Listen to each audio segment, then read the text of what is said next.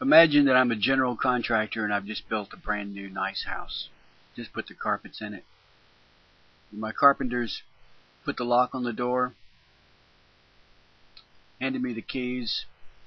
I hire a realtor to sell this house. The realtor shows the house to potential buyers.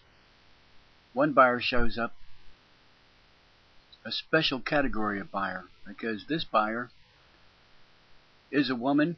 She's Negro. She's on welfare.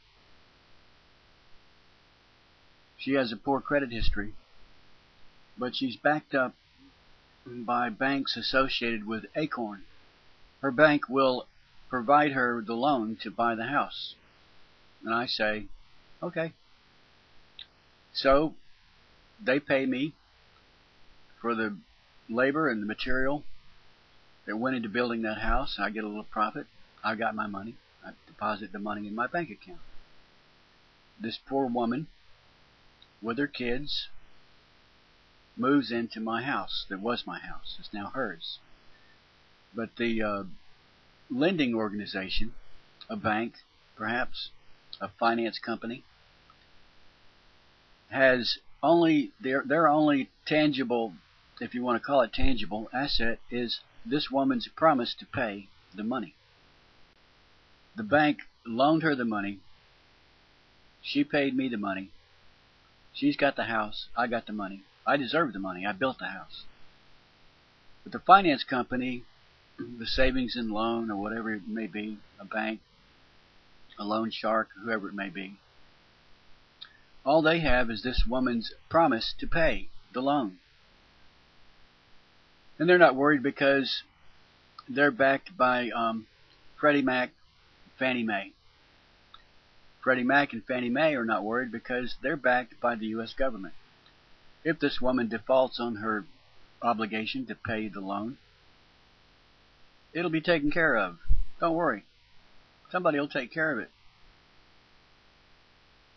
The lender, the little loan shark organization, group, finance outfit that is associated with ACORN, the Association of Community Organizations for Reform Now.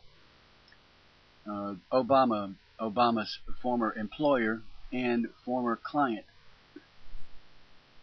has arranged numerous loans similar to the one that I'm talking about hypothetically. When enough of these high-risk borrowers default on enough loans, the finance company, who was only going to make a small profit off this loan if it had been paid off, finds itself short of funds. They've made all the loans they can make. There's no profit in it.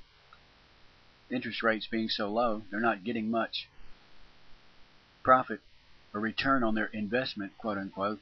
They ask for a bailout. They ask for the government, the taxpayers essentially, to take over this obligation and give the finance company the money. So now that debt is passed from that loan shark to the American taxpayers.